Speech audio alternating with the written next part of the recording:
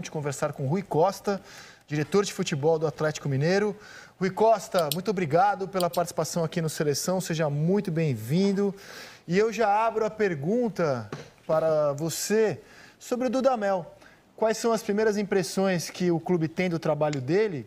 E eu queria te ouvir um pouco mais sobre por que a escolha do Dudamel. Como é que o Fluminense chegou nesse nome do treinador venezuelano? Bem-vindo mais uma vez. Boa tarde, Ele foi Zé. Fluminense ou Atlético Mineiro, evidentemente. Tiago, Ana, Arnaldo. A escolha do Dudamel, ela passa muito por um perfil de treinador que nós estabelecemos desde que eu cheguei aqui, e era aquilo que o presidente Sérgio sempre buscava, né? Que era um treinador que pudesse deixar um legado no clube, a partir de ideias novas, a partir de uma estruturação muito clara do que seria a montagem da equipe, pensando exatamente no assunto que vocês estão tratando com tanta profundidade, né, que é um assunto que particularmente eu gosto muito, que é deixar uma geração de atletas preparados, sendo do clube, formados no clube, para realizar desportivamente e depois virar um ativo dessa instituição e não depender de terceiros. E não são todos os treinadores que conseguem reunir todas essas características, né?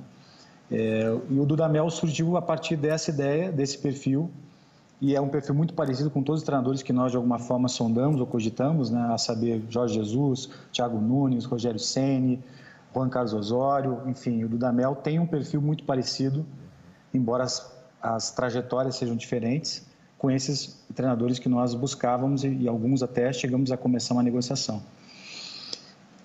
O que eu posso dizer para vocês é que tudo aquilo que nós esperávamos, ele tem demonstrado já desde os primeiros dias, aliás, desde as primeiras vezes que conversamos com ele.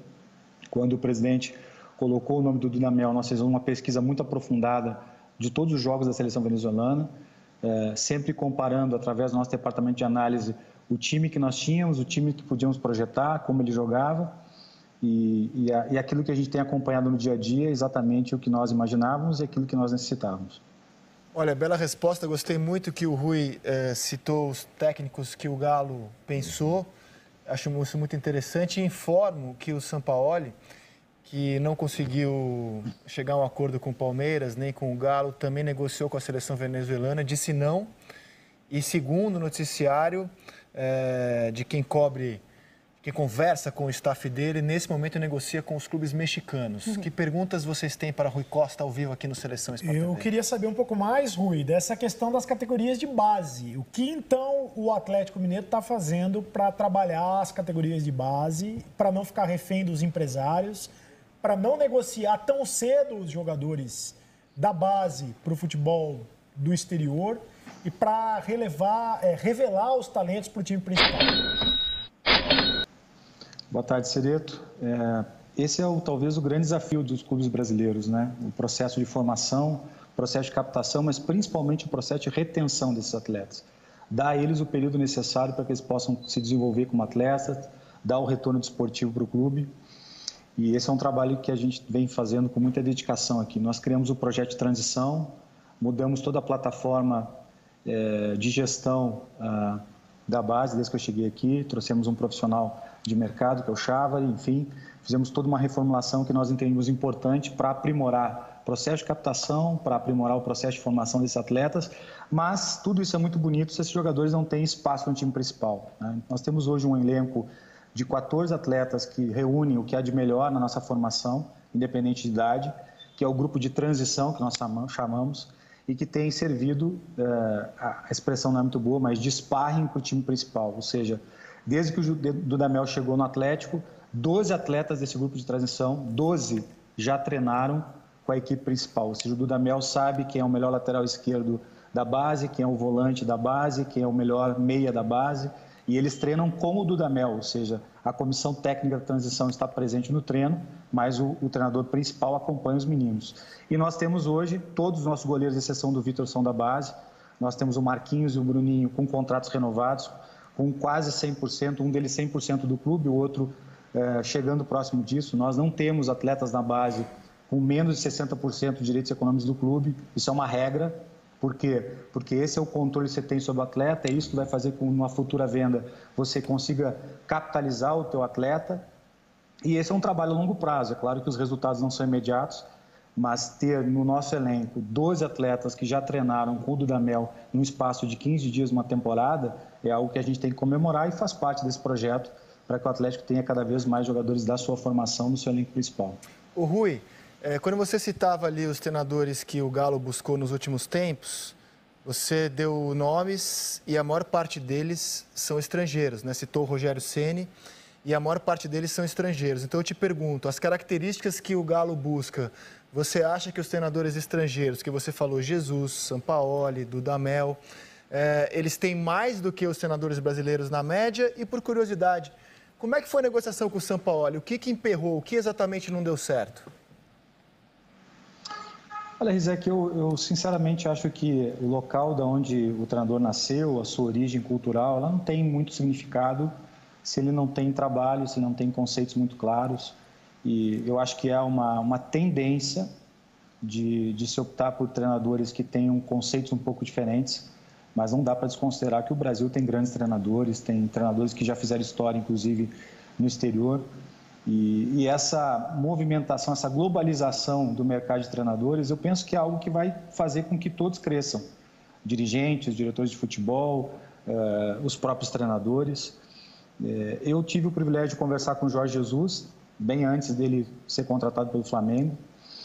E o que me surpreendeu nele, por exemplo, é que ele, à distância, conhecia tanto a nossa equipe, tanto os nossos problemas e as nossas virtudes, como se ele estivesse aqui ao meu lado. O mesmo eu senti com o Osório, o mesmo eu senti com o Dudamel, o mesmo eu tive muito claro com o Rogério Ceni. Então, eu acho que não tem a ver com o fato de ser estrangeiro, tem a ver com a forma de encarar o trabalho, o desafio que está posto, né? Não há mais espaço no futebol hoje para um treinador que não chegue às 8 da manhã no clube e saia às 8 da noite, né? O Dudamel, nesse período que esteve conosco, fez questão de ficar no CT, poderia ter ficado num hotel em Belo Horizonte com a sua equipe. Toda a sua equipe está, desde o início, desde a sua chegada, imersos no centro de treinamento do Atlético, da onde nós saímos de lá quase 10h30, 11 horas da noite, falando só sobre futebol. Então, eu acho que mais do que a nacionalidade, o que tem que se buscar hoje no futebol é esse perfil de profissionais que vivam o clube diariamente, intensamente, para ser competitivo, porque senão não tem como você rivalizar com grandes projetos que têm mais poderio econômico que nós. Ô Rui, para chegar num Dudamel, antes passou por um Wagner Mancini, passou por um Rodrigo Santana, o Mancini até com um aproveitamento bem abaixo do que foi o Rodrigo Santana. O Atlético foi um time que envelheceu, né? Teve dificuldades no ano passado, algumas escolhas difíceis até de entender. Em qual momento virou a chave para cair nessa realidade mesmo, esse choque de realidade que envolve gestão, envolve mudança? Para você, assim, como é que foi a avaliação do que aconteceu em 2019 para romper de fato com o que estava acontecendo e começar esse trabalho que parece que tem tudo para ser positivo agora nesse 2020? Ana, esse diagnóstico teve muito claro desde que eu cheguei, né? Mas você tem que saber diagnosticar e saber intervir, né? Nós sabíamos que fazer intervenções drásticas no meio de uma temporada, eu cheguei em meados de abril, é sempre muito complicado. Você tem contratos em vigor, você tem profissionais que estão estabelecidos no clube. Então, nós tínhamos feito o diagnóstico e por isso que buscamos esse perfil de treinadores que eu falei para vocês e que, por algum motivo, que a gente faz uma avaliação interna, disseram não para o Atlético. E isso também faz parte do nosso diagnóstico. Isso também fez com que nós nos voltássemos para avaliar o clube internamente e entender por que tantos profissionais, em algum momento, entenderam que não era aquela hora de estar no Atlético, né? Eu acho que também era uma forma de avaliar as coisas. E quando tivemos a virada do ano, a virada da possibilidade de uma intervenção mais plena, fizemos exatamente o que estava diagnosticado desde o início, né? O Rodrigo fica no Atlético porque ele era um profissional do clube, conhecia os jogadores, assumiu de forma interina, trouxe resultados, é inegável isso, fez um trabalho muito dedicado, faz questão de colocar isso, e foi mantido, ainda aqui numa condição de jovem treinador, numa sequência de derrotas que eu não sei se teria outro clube no mundo que manteria um treinador com a sequência de derrotas que o Rodrigo teve. Por quê? Porque nós, no nosso diagnóstico, nós tínhamos muito claro que o Atlético tinha que parar de fazer essas trocas tão frequentes de treinadores, às vezes até de uma forma incompatível com o desempenho que o profissional está tendo. E por isso que, embora muito criticados, e fomos muito criticados, principalmente o presidente e eu, nós mantivemos o Rodrigo, ainda que jovem, num período longo. Depois, a situação ficou sustentável, o Mancini vem para fechamento de um ciclo, porque nós não podíamos começar um projeto e interromper, e ele sempre soube disso, e foi extremamente leal e competente naquilo que em algum momento nós nos propunhamos, que era manter o projeto em alto nível, um projeto de Série A, buscar uma classificação com a Sul-Americana, uma competição internacional. Claro que os resultados não foram aqueles que ele queria, que nós queríamos, mas de alguma forma se sabia que o 2020 seria o ano de implantação daquilo que tínhamos diagnosticado. Então, eu acho que mais do que protelar foi avaliar com muito cuidado o momento de fazer a intervenção, que é esse que nós estamos fazendo agora. Rui, e falando agora com o torcedor do Galo, principalmente, quais são os desafios para o clube em 2019, onde o Galo espera chegar nessa temporada de 2020, evidentemente, 2019 já passou? Olha, Rizek, falando para o torcedor do Galo, nós temos que ganhar títulos, né? Não adianta estar aqui na frente desse grande símbolo, nesse grande clube, me dirigindo aos torcedores e não adianta falar em planejamento, em readequação, se nós não tivermos muito claro que aqui no Galo tem que se conquistar títulos. E começa com o Campeonato Mineiro. Nós temos a obrigação de conquistar esse título, nós estamos muito cientes disso, pela nossa grandeza, pelo momento que vive o futebol mineiro. E nós temos a obrigação de, esse ano, performar nas competições de uma forma protagonista. Eu não posso prometer que nós vamos conquistar todos os títulos, seria uma leviandade e uma irresponsabilidade. Mas o que eu devo e posso prometer ao torcedor e a quem, de alguma forma, atua no processo de futebol, de que nós temos que ser protagonistas. O Atlético tem que voltar a ser o clube protagonista que sempre foi, e essa é a meta fundamental do nosso trabalho, conquistar os títulos imediatos, e é o título mineiro, é o principal deles nesse momento, mas fundamentalmente voltar a ser protagonista, porque isso é da grandeza do Atlético. Rui, obrigado pela entrevista, boa sorte, que o Galo tenha uma boa temporada e até a próxima. Foi muito boa a entrevista mesmo e até a próxima aqui no Seleção.